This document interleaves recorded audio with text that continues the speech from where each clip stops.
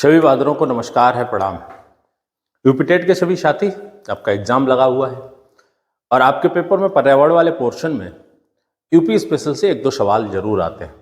29 सवालों में कहीं ना कहीं आपको 2 से 3 सवाल उत्तर प्रदेश के मिल सकते हैं। तो आइए हम उत्तर प्रदेश के प्रश्नों की श्रृंखला के साथ आपके सामने हाजिर हैं और इसमें हम कुछ सवालों के ऊपर चर्चा करेंगे।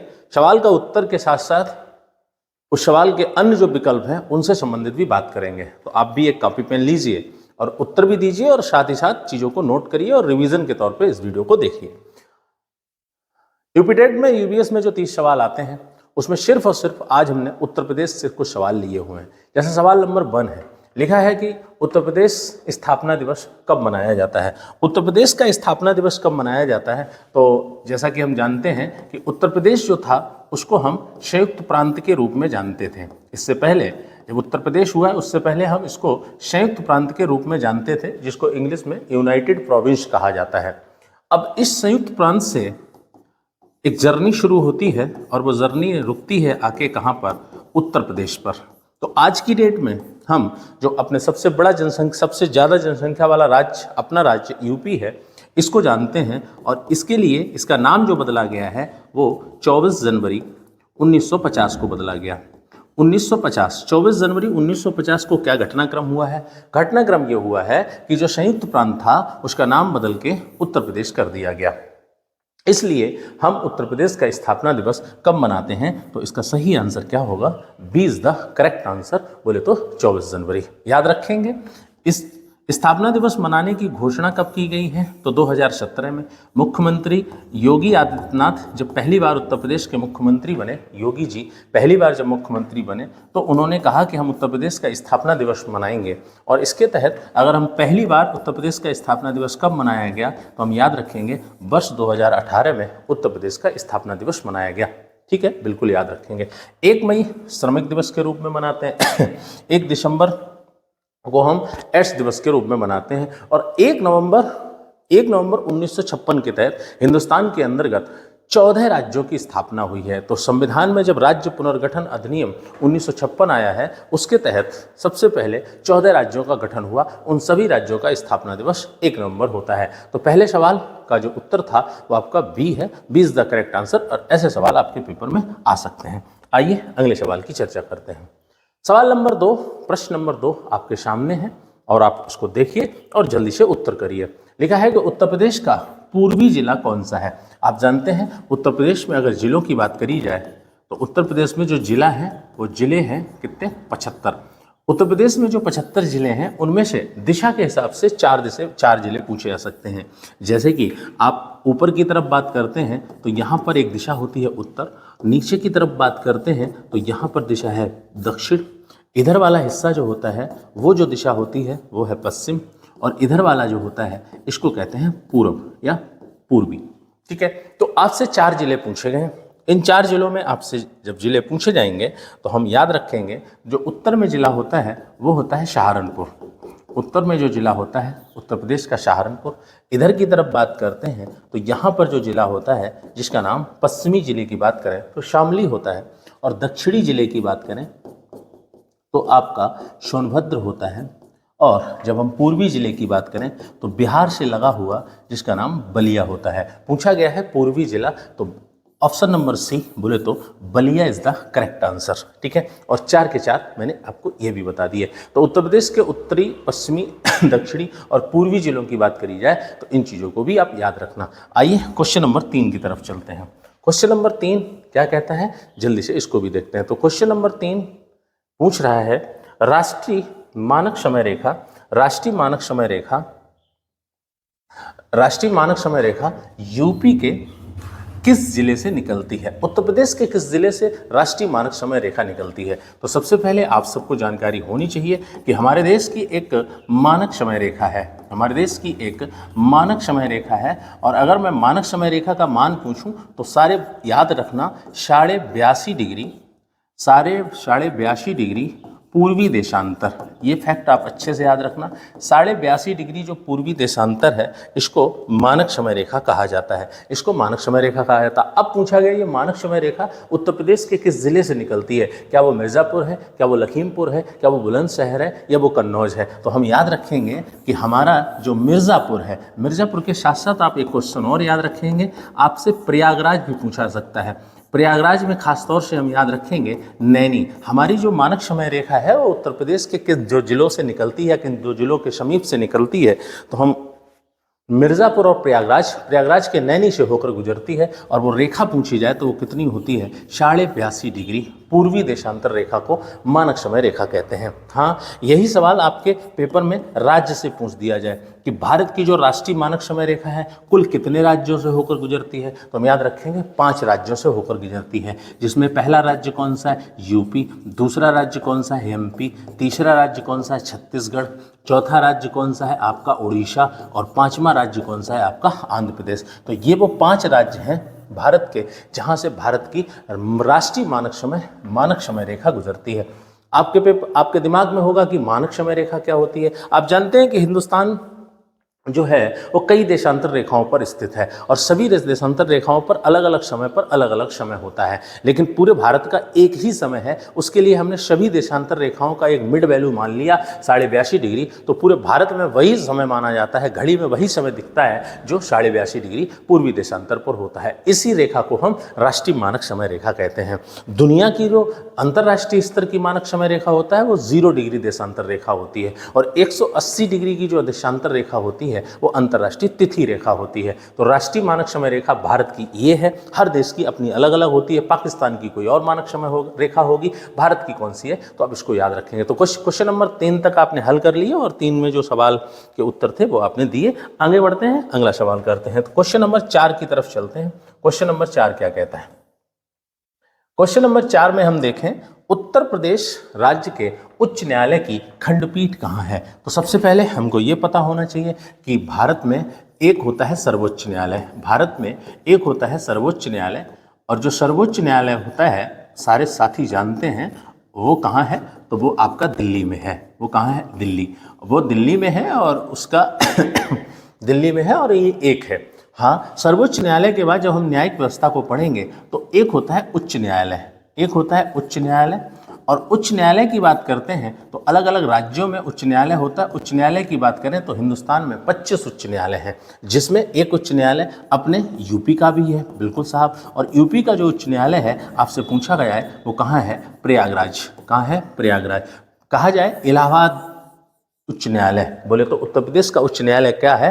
तो इलाहाबाद हाई कोर्ट है, जो कि कहाँ है? प्रयागराज। ध्यान रखना, इलाहाबाद शहर का नाम प्रयागराज हो गया, लेकिन हाई कोर्ट का नाम इलाहाबाद हाई कोर्ट है, और जिसका मुख्यालय कहाँ? प्रयागराज। अब ये होता है प्रयागराज में तो मेन उच्च न्यायालय है, उसकी और कोई शाखा है जहाँ और भी मुकदमे, तो वो आप याद रखेंगे प्रयागराज। इसके अलावा इसकी अगर शाखा की बात करी जाए तो कहाँ है? लखनऊ में। तो ध्यान रखना, हमारे प्रयागराज का जो उच्च न्यायालय है इसकी एक खंडपीठ है, एक खंडपीठ है, और वो कहाँ है? तो आपने आंसर सही दिया होगा, और वो आंसर क्या होगा? आपका लखनऊ। ठीक है ना? हाँ, चलिए मैं कुछ सवालों की चर्चा कर लेता हूँ। जब मैंने यहाँ पर कुछ सवाल रखे हैं तो उनकी चर्चा कर लेते हैं, ये भी ध्यान रखना। आपसे पूछा जाए मेरठ से सवाल बने तो ध्यान रख, खेल सामान के लिए कौन सा जिला प्रसिद्ध है? तो आंसर कहेंगे मेरठ। ठीक है। अगला अगर आपसे पूछा जाए उत्तर प्रदेश में चर्म नगरी किसे कहते हैं? उत्तर प्रदेश में चर्म नगरी किसे कहते हैं? तो हम कह देंगे कानपुर को। और प्रयागराज में बहुत सारे मंदिर हैं, साथ ही साथ हम प्रयागराज में संगम नगरी भी याद रखेंगे, संगम नगरी भी याद रखेंगे। और बड़ा इंपॉर्टेंट रूप से याद रखेंगे कि उत्तर प्रदेश में कुंभ मेला कहाँ लगता है? तो उत्तर प्रदेश में कुंभ मेला जो लगता है वो कहाँ लगता है? आंसर प्रयागराज में। और यही कहाँ लगता है? ये त्रिवेणी, बोले तो संगम पर लगता है, जहाँ पर 3 नदियों का समागम है। तो आइए इन चीज़ों को भी ध्यान रखेंगे। खंडपीठ की बात करें तो कहाँ है? लखनऊ। अगला सवाल करते हैं, और अगले सवाल क्वेश्चन नंबर 5 की तरफ चलते हैं। क्वेश्चन नंबर 5 आपसे पूछ रहा है कि उत्तर प्रदेश राज्य का सबसे छोटा पक्षी विहार कहाँ स्थित है? तो उत्तर प्रदेश के कई सारे पक्षी विहार आपको पढ़ने पड़ेंगे, सबसे छोटा, लेकिन अगर मैं कहूँ सबसे छोटा वाला आप कमेंट करिए। सबसे बड़ा पक्षी विहार पूछा जाए तो याद करना, उसके लिए सही आंसर रहेगा लाख बहोसी पक्षी विहार। और लाख बहोसी पक्षी विहार कहाँ है? तो लाख बहोसी पक्षी विहार आपका इत्र पार्क जहाँ है बोले तो कन्नौज में है। तो कन्नौज में लाख बहोसी पक्षी विहार है, वो बात अलग है। लेकिन पेपर में तो पूछा गया कि सबसे छोटा कहाँ स्थित है। तो नवाबगंज में अगर मैं बात करूँ तो नवाबगंज में शहीद चंद्रशेखर पक्षी विहार है। नवाबगंज में शहीद चंद्रशेखर पक्षी विहार है। कन्नौज में बता ही दिया, ठीक है। बलिया में अगर आपसे पूछा जाए तो बलिया में सुरहाताल झील और सुरहाताल पक्षी विहार कहाँ है? बलिया में। अलीगढ़ में आप देखेंगे तो यहाँ है शेखा पक्षी विहार। कौन सा? शेखा पक्षी विहार। और अभी हाल ही में इसी को आर्द्रभूमि बोले तो रामसर साइट के रूप में शामिल किया गया। तो याद रखेंगे सबसे छोटा पक्षी विहार आपका डी आंसर करेक्ट रहेगा, शेखा पक्षी विहार बोले तो अलीगढ़। और सबसे बड़ा आपसे पूछा जाए तो हम कहेंगे कहाँ? कन्नौज। और कन्नौज को हम इत्र नगरी कहते हैं। कन्नौज जो है ना, इसका पुराना नाम अगर आपसे पूछ दिया जाए तो कान्यकुब्ज भी कहते हैं। तो पुराना नाम इसका कान्यकुब्ज है। नवाबगंज पक्षी विहार जो है, नवाबगंज पक्षी विहार या शहीद चंद्रशेखर, ये कहाँ है? तो आप याद रखेंगे ये आपका उन्नाव में है, ठीक है। तो इसका आंसर ये हो जाएगा। तो इन चीज़ों को आप देखिए, जल्दी जल्दी रिवीजन के तौर पे देखते जाइए और चीज़ों को खत्म करिए। क्वेश्चन नंबर 5 के बाद क्वेश्चन नंबर 6, परीक्षा बांध कहाँ स्थित है? बात करें परीक्षा बांध कहाँ स्थित है, तो परीक्षा बांध जो है वो एक जल विद्युत परियोजना के लिए है। क्या ये सोनभद्र में है? नहीं। क्या ये ललितपुर में, बांदा में? नहीं। तो आपका इसका सही आंसर क्या होगा? झांसी।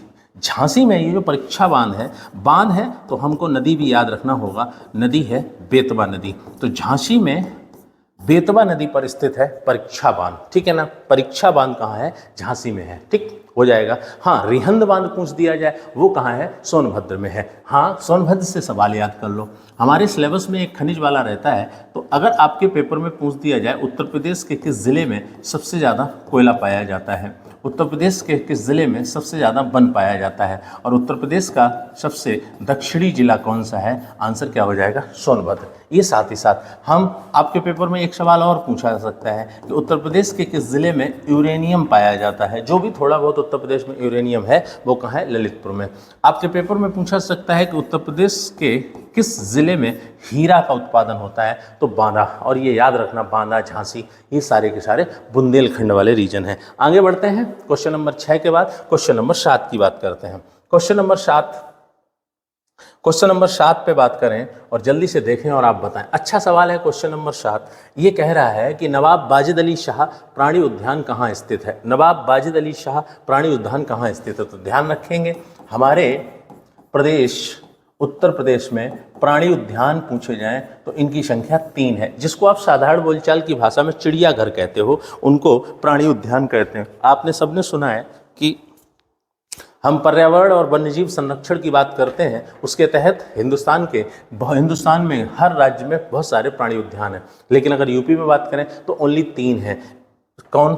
अब पूछा गया नवाब वाजिद अली शाह कहाँ है, तो नवाब वाजिद अली शाह वाला जो रहेगा वो कहाँ है? लखनऊ। तो एक सवाल आपका तैयार हो गया कि नवाब वाजिद अली शाह प्राणी उद्यान या चिड़ियाघर कहाँ है? लखनऊ में है। यही नवाब वाजिद अली शाह लखनऊ में है और इसी में तितली पार्क भी बनाया गया है। ध्यान रखना, आपके पेपर में पूछा जाए कि उत्तर प्रदेश के किस प्राणी उद्यान में एक तितली पार्क है, तो कानपुर वाले में भी तितली पार्क है और लखनऊ वाले में भी पार्क है। गोरखपुर आप याद रखेंगे, ये अच्छा सवाल है। गोरखपुर जो है इससे सवाल याद करिए।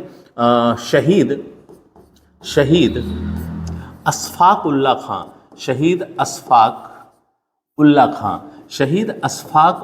खां प्राणी उद्यान, शहीद अशफाक उल्ला खां प्राणी उद्यान कहाँ स्थित है? तो बता देना कहाँ स्थित है? गोरखपुर में है, ठीक है ना। गोरखपुर से आप अगला सवाल याद कर लो। अगर उत्तर प्रदेश में सबसे ज़्यादा वर्षा पूछी जाए तब भी आंसर कहाँ बताएंगे? गोरखपुर बताएंगे। अगर आपसे पूछा जाए गोरखनाथ मंदिर कहाँ है, तो गोरखनाथ मंदिर भी कहाँ है? गोरखपुर में, ठीक है ना। अगर आपके पेपर में पूछा जाए रामगढ़ ताल झील कहाँ है, रामगढ़ ताल झील कहाँ है, तो रामगढ़ ताल झील भी कहाँ है? गोरखपुर। तो गोरखपुर के 2-4 सवाल ये भी याद कर लेना। लखनऊ को मेड सिटी कहते हैं, यहाँ नवाब वाजिद अली शाह है। कानपुर में जो है ना, तो इसका नाम जो रहेगा वो कानपुर प्राणी उद्यान रहेगा। कानपुर प्राणी उद्यान, कानपुर प्राणी उद्यान, ठीक है। यही कानपुर प्राणी उद्यान जो था, इसका पहले नाम एलन फॉरेस्ट था। इसका पहले नाम क्या हुआ करता था? Allen Forest. तो एलन फॉरेस्ट के नाम से था, अब उसका नाम कानपुर प्राणी उद्यान हो गया। तो इसका सही जवाब आप समझ गए होंगे, लखनऊ। तो क्वेश्चन नंबर 7 तक आपने पढ़ लिए, कुल सारे क्वेश्चन चर्चा में आए। इनको आप ध्यान से देखते रहिए, पेपर के लिए इंपॉर्टेंट हो सकते हैं। क्वेश्चन नंबर 8 कह रहा है, क्षेत्रफल की दृष्टि से देश में उत्तर प्रदेश का कौन सा स्थान है? ध्यान से समझिए, हमारा जो यूपी है, अगर जनसंख्या के मामले में पूछा जाए, अगर जनसंख्या के मामले पूछा जाए तो इसका तो स्थान प्रथम हो जाएगा, लेकिन क्षेत्रफल के हिसाब से पूछा जाए तो इसका स्थान चौथा हो जाएगा। तो चौथा स्थान क्षेत्रफल की दृष्टि से है और जनसंख्या के हिसाब से इसका पहला है और क्षेत्रफल के हिसाब से अगर क्षेत्रफल में प्रथम पूछा जाए तो याद रखेंगे राजस्थान। क्षेत्रफल में प्रथम पूछा जाए तो कौन हो जाएगा? राजस्थान। और क्षेत्रफल में चौथा पूछा जाए तो कौन सा हो जाएगा? आपका यूपी, ठीक है ना। तो क्षेत्रफल में अगर हम चौथा यूपी है तो पहला कौन है? राजस्थान, दूसरा एमपी, फिर महाराष्ट्र और चौथे नंबर पे आपका यूपी आ जाएगा। आगे बढ़ते हैं, अगला सवाल क्वेश्चन नंबर 9 की तरफ चलते हैं। क्वेश्चन नंबर 9 को देखिए, ध्यान से देखिए और उत्तर बताइए। कौन सा राज्य उत्तर प्रदेश से सीमा साझा नहीं करता है? कौन सा प्रदेश उत्तर प्रदेश से सीमा साझा नहीं करता है? मान लेते हैं अपना ये उत्तर प्रदेश है, तो आप जानते हैं ऊपर तो आपका उत्तराखंड होगा, इधर ही आपका हिमाचल प्रदेश होगा, इधर आपका नेपाल होगा, इधर आपका बिहार होगा, इधर बिहार से अलग हुआ झारखंड होगा, इधर एमपी से अलग हुआ छत्तीसगढ़ होगा, फिर आपका एमपी होगा, ठीक है। ऊपर बढ़ेंगे फिर आपका राजस्थान आएगा, इधर आपका राजस्थान के साथ साथ यहाँ पे आपका हरियाणा भी आएगा, यहीं आपका दिल्ली भी आएगा। तो ये लगभग हमारे उत्तर प्रदेश के पड़ोसी हैं। पूछा गया कौन सा सीमा साझा नहीं करता है, तो मध्य प्रदेश के साथ करता है, हरियाणा के साथ करता है, राजस्थान के साथ करता है। तो हम याद रखेंगे हमारा जो सी ऑप्शन है पश्चिम बंगाल के साथ उत्तर प्रदेश सीमा साझा नहीं करता, ठीक, ये भी याद रखेंगे, है ना।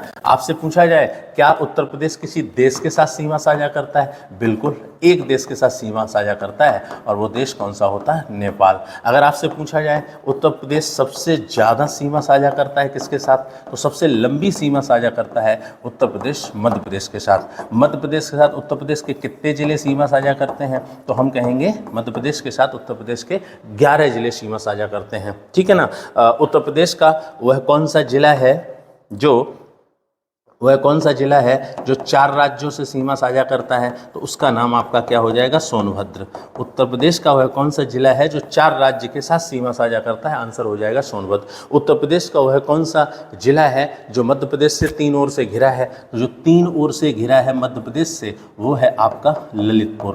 तो इन सवालों को भी आप देख लेंगे, आपके पेपर में सवाल हो सकता है। तो क्वेश्चन नंबर 9 के बाद आइए इस क्लास का आखिरी सवाल करते हैं और क्वेश्चन नंबर 10 की तरफ चलते हैं। क्वेश्चन नंबर 10 क्या कह रहा है? अमनगढ़ टाइगर रिजर्व किस जिले में स्थित है? अमनगढ़ टाइगर रिजर्व किस जिले में स्थित है? तो याद रखना अपने उत्तर प्रदेश के अंदर 4 टाइगर रिजर्व हैं। एक दुधवा में है जो कि लखीमपुर खीरी है, एक आपका पीलीभीत आ जाता, एक आपका अमनगढ़ आ जाता और एक आपका रानीपुर आ जाता। तो अमनगढ़ टाइगर रिजर्व जो है वो कहाँ है? बिजनौर में है। अमनगढ़ टाइगर रिजर्व कहाँ है? बिजनौर में है। हाँ, अगर मैं यहीं पे पूछ दूं रानीपुर कहाँ है? रानीपुर टाइगर